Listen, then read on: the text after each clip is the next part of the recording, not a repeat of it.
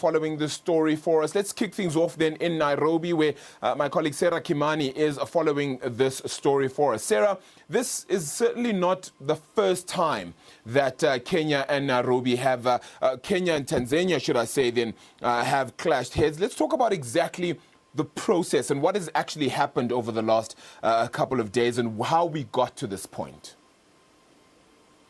Well, it started in June this year. In June, President Kenyatta announced that truck drivers coming in from Tanzania must be subjected to coronavirus tests if they are to enter the country. But he also announced a ban on anybody coming into the country apart from the truck drivers.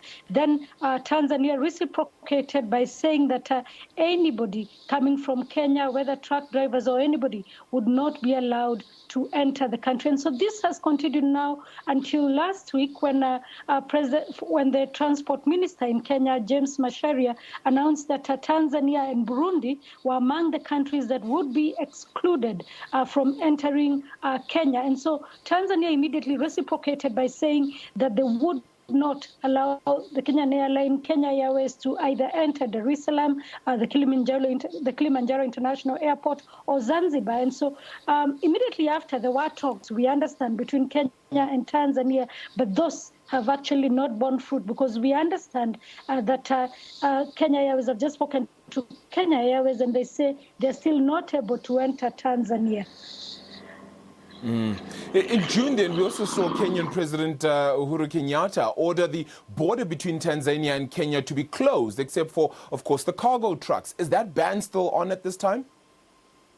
Yes, that ban is still on. Cargo drivers are still coming in. However, even though they come in with COVID-19 certificates from their country, once they get into Kenya, they must be tested again. Now, what that has done is that it has increased the amount of time that cargo is cleared at the border, but also the time for goods to get into the country. And a lot of traders saying that this has affected business. Tanzania initially had banned Kenyans, whether truck drivers, from entering the country. But again, the two countries were able to speak and that was lifted. So it is a back and forth always.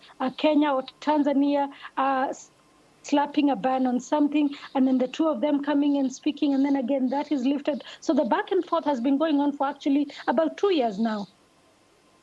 Sure.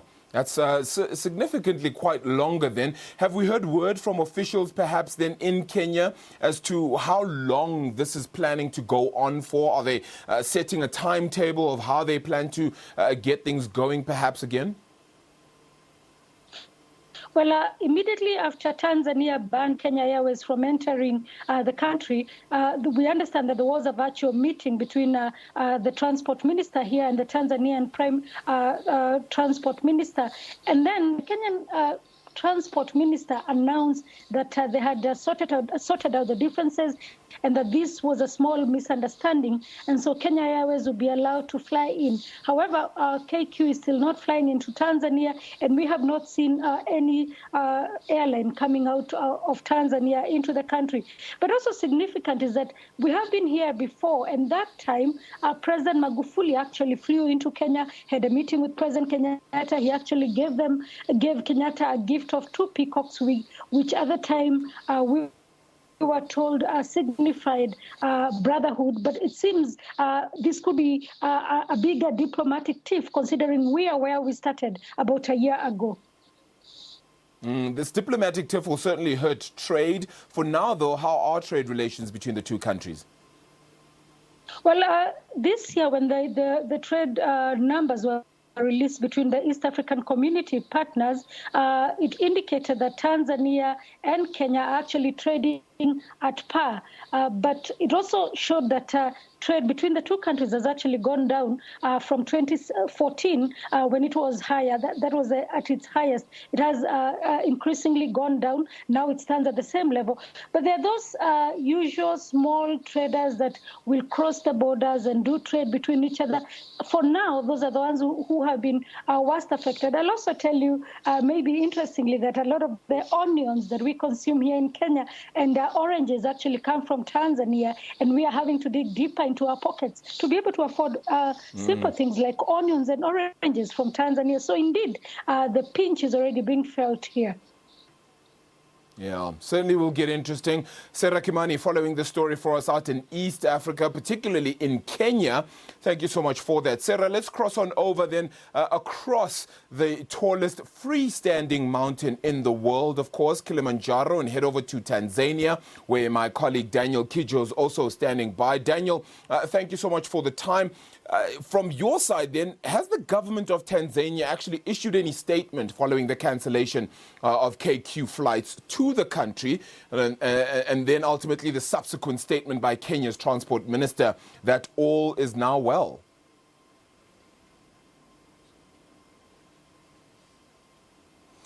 Well, interesting that you said you're crossing over to see Mount Kilimanjaro. Luckily, Kenyans can see it as well. So this is both our mountains. Now, what we know is that the government said yesterday that it will decide the fate of Kenya Airways flight between Tanzania and Kenya itself, pending the responses that it will get from the Kenyan government. It says that there's an ongoing diplomatic discussions between the two countries, and in fact, a couple of days ago, there was talk of a virtual meeting between the two countries. But as it stands, it seems these two countries are not out of the woods yet. And as you know, you touched that Kenya's decision to omit Tanzania on its list of countries whose flights would not see passengers quarantined led to Tanzania again retaliating and banning Kenya from landing, KQ from landing. That's why we're here. So what we know is that the Ministry of Transport released a letter that the Tanzania Civil Aviation Authority has sent a letter to the government of Kenya, and that based on that response and those issues in the letter, however Kenya will respond, then the TCAA, Tanzania Civil Aviation Authority, would advise the Tanzanian government on the actions to take and the way forward. So as it stands, indeed, yes, like Sarah said, no Kenyan flights are landing in Tanzania. Yeah, look, you certainly have quite a few countries out in that region, right? You have the likes of Burundi, Rwanda, who certainly has risen quite prodigiously to become a leader within that East African continental bloc as well. The likes of South Sudan, Uganda. But Tanzania and Kenya are certainly big leaders when it comes to not just trade, but certainly even global discussions. Now, these regular diplomatic tiffs between the two countries, how are they likely to affect operations, particularly for that East African continental bloc and that East African community?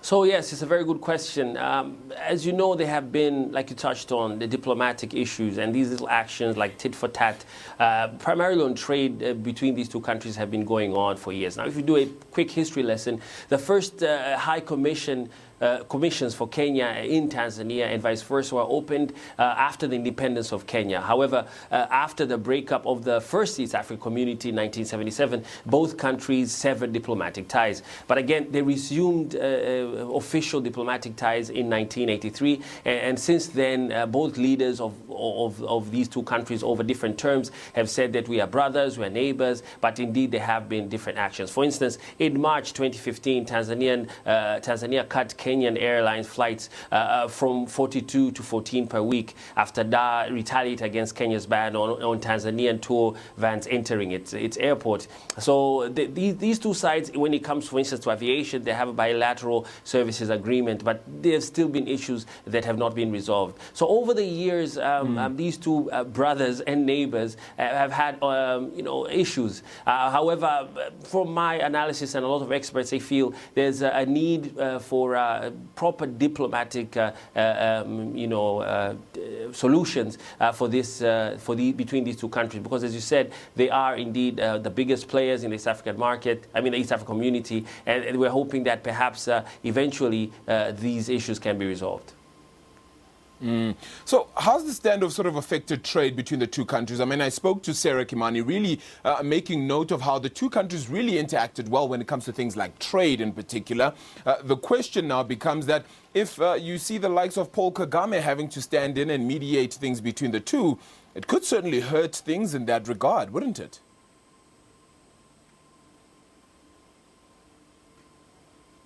Well, as we touched on in your previous question, that these two countries are in the same bloc and share a lot of things in common, from culture into trade.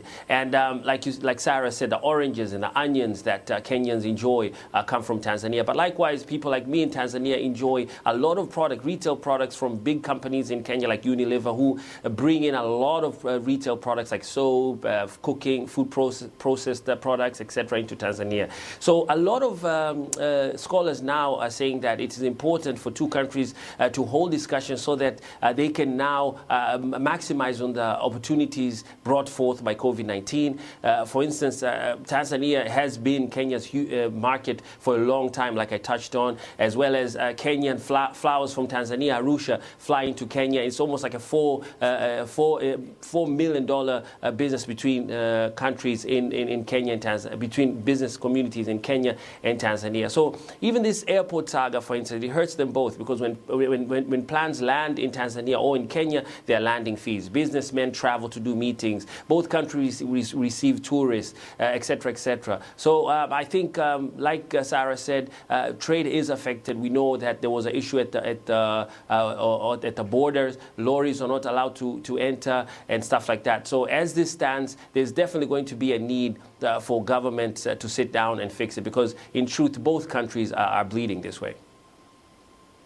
Look, I don't know about you, Daniel, but I really believe that with East Africa doing a lot when it comes to things like tea, perhaps that's the best way for them to have this conversation. Just sit down over a cup of tea. Hopefully, it'll make things a little bit better out in that region, and we hopefully will get it sorted, and we'll stop fighting over the mountain even. As you said, it belongs to both of you. Thank you so much for the time, though, Daniel. Really appreciate it. Daniel Kidjo, my colleague there out in Tanzania, giving us that story as well. Then hopefully diplomatic ties between the two nations will be sorted out. The coronavirus certainly impacting things across the whole continent as well, including, of course, that East African bloc as well. Let's move.